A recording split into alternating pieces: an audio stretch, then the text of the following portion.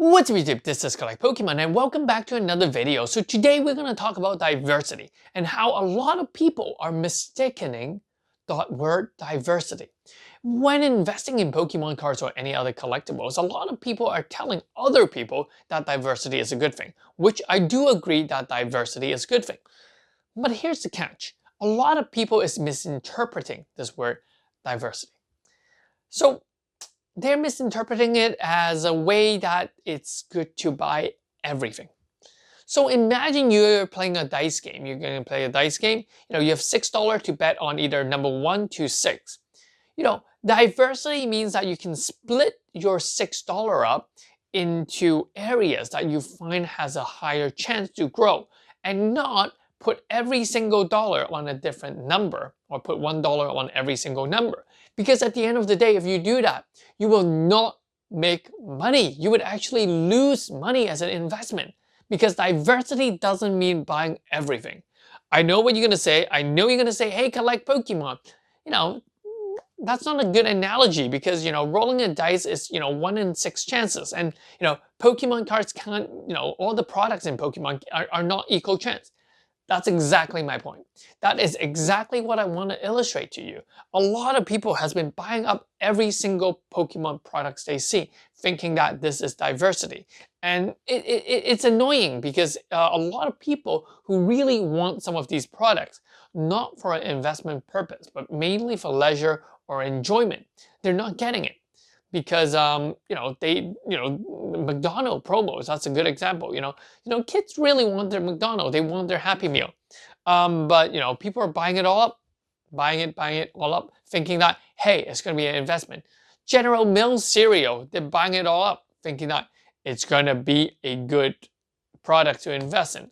So we are seeing a lot of this, and I can bet you that even now, today, in Indonesia, a lot of people are trying to bribe people or whatever ways they have to try and get those KFC promos. So yeah, it's really annoying at times because I feel like that the concept of diversity has been very misleading. A lot of people have been saying that, hey, we should just buy all the Pokemon product. It's going to go up in price. And I also get this question a lot, especially if I make a video saying whether something is a good investment or something is a bad investment.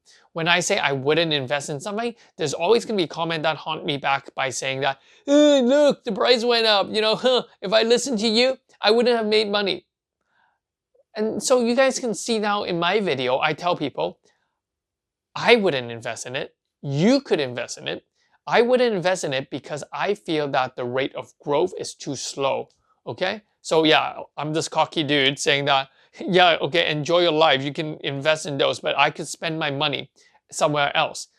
And basically, yeah, that's a lot of people misinterpret that kind of investment as long as it makes money, it's a good investment. That is just the worst and the wrongest is that even a word? But it's just one of the worst concepts there is. Am I an expert in investment? No. Am I an expert in Pokemon card investment? Not really, but I have had experience, and I can say that from my experience, I am relatively knowledgeable into this concept because I failed. I have hit walls and I have bought a bunch of green exploration thinking that it would go up in price, and I still have 300 sitting here. So yeah, I've made mistakes. That's what I'm trying to say, and I want to share these ideas so you guys can consider them before making a decision that may lead to a success or a mistake. Anyway, so basically in these few videos, I would really want to talk about each one of the Pokemon product and try and analyze the pros and cons of whether it is good to invest and in each one of these product niche. And obviously within each product, we can then look at each product individually in the future to see whether they're a good investment or not. So in today's video, wow, I spent like 4 minutes for this introduction, but today's video, we're going to talk about sealed products. A lot of people think about sealed product as something good to invest in. Traditionally, it is very good to invest in. Why? Because no sealed product actually sold for under the price that it was originally bought for. Because traditionally, most booster boxes sold for around $90, $80, or at MSRP, or slightly below MSRP many of the time. And over time, as the supply of these decreases, people want to look for these old cards, the demand goes up, and the price will also goes up. And there are some exceptions along the way. I mean, it has been the only exception I could actually think of is Crimson Invasion, as well as Roaring Skies. Because of reprints, because of an unpopular set, it was actually released at $80, $90 a booster box. And then there was a time when a lot of people are trying to cash in on those booster boxes, especially LGS that need the money to buy a new set. So they were selling it for $40, $50. There was time when Crimson Invasion booster box was selling for $40 and $50. Same with Roaring Skies. So basically, yeah, look at Crimson Invasion now. They're like, what, $120? Roaring Skies is like $200. So what I want you to know is that sealed product traditionally is very safe. It just doesn't fall below the price you buy. As long as you have this, if you have cash, if you have space, you hold on to it, price will go up. Yeah, that is, for the longest time in Pokemon history, that has been what happened for the past 25 years. Now, why did I emphasize the word traditionally? Well, because currently things get a little complicated. Why is things getting more complicated? It's because that we really can't access those booster box at that $90 range, that $100 range. Sometimes it's go for $150, $200. Now, the tricky question is, if it is at that price range, should you really buy that $100, $200 booster box? Vivid Voltage going for $200. Should you buy it? Darkness Ablaze, $160. Should you buy it? And my answer to that is no, I wouldn't. And the reason why I wouldn't is because I know that the single cards are not even worth that much. And I know the pull rates of the single cards that I want. For example, a Hyper Rare, Rainbow Rare Pikachu V Max. It's a hard to pull card. Why would I waste money trying to buy a booster box hoping that I will pull something? Why not just go and buy that individual cards? So, as a collector, that's what I would do. Okay? But as an investor, would I invest $200 in a booster box? Here's the thing.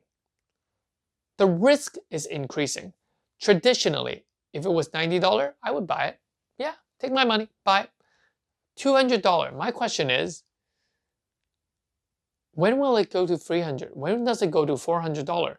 What can I do with that $200? It's not about whether it is a good investment, whether it will go up. But traditionally, a lot of people don't like to hold on to booster box. Collector doesn't like to hold on booster box because they can't see the cards. Obviously, there's booster box collector, but that's another group of people. And would I want to buy a full case, costing me, I don't know, how much does a case cost? Let me just check. $540 for a case. Would I want $540 to be held up in a case? And I just stored it. And maybe in 2 years' time, 3 years' time, the price will go up 10 to 20%. Just doesn't make sense to me. I mean, Vivid Voltage, yeah, it's going for $200 right now. Now, if it was $200, now the question is, am I willing to put down $1,200 and hope for it to go up in price, and hope for it not to get reprinted, and hope for the single card price to go up so that it would bring up the sealed product price? I have doubts about that. So, yeah, so that's the downside to sealed product. Sealed product is good, but it actually holds up a lot of money, especially booster boxes. Even though booster boxes, generally speaking, are quite good on getting value back.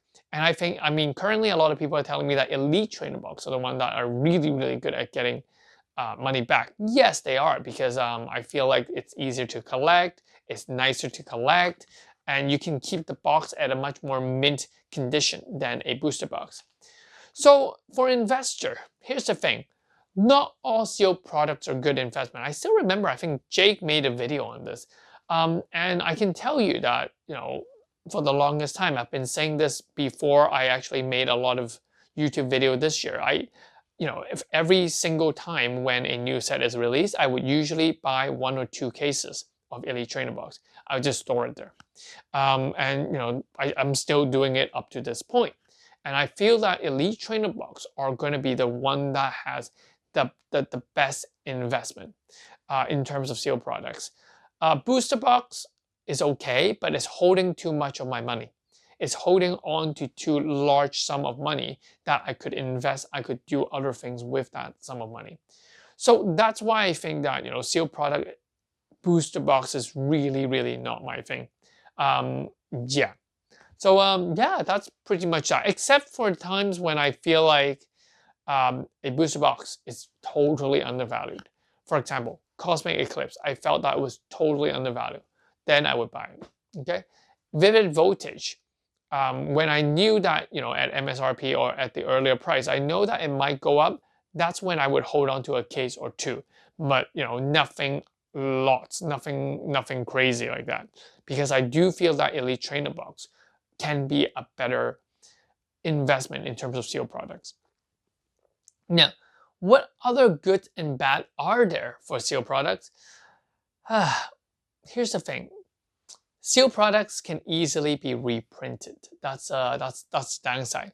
And even though I am promising you guys, or I'm actually not promising, how can I promise you? I mean, I am certain that the print run will not affect the current market price because Pokemon just doesn't have the capacity to print enough cards to satisfy the current demand. So any words on reprint should not impact the booster box price.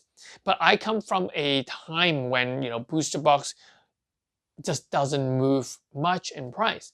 And that's why I still believe that booster box should not be a good investment. However, given the current situation, I will look into the earlier Sword and Shield era set, seeing that even if Pokemon starts ramping up their printers in the future, those will be for the future sets. So yeah, that's what I would be looking at. What better to invest is actually the Japanese booster box. The Japanese booster box are actually cheaper to invest in. And I think that because of the guarantee pulls, of the full art or above card, I do feel like I'd rather, if I was to lock my money up into a sealed booster product, I'd rather it be locked up in the Japanese set than the English set, because I just don't have that kind of confidence in the English set, especially about the print quality and everything else like that. So yeah, that's pretty much sealed products. Let me know in the comment section below if you guys want me to talk about graded cards, single cards, or other accessories to do with Pokemon, like plushies and things like that, or even promotional cards. So I think that's going to be another great niche to talk about as to where we should put the investment. That's pretty much it. I am tired, and I will see you guys in the next one. Peace. This is Collect Pokemon. See ya.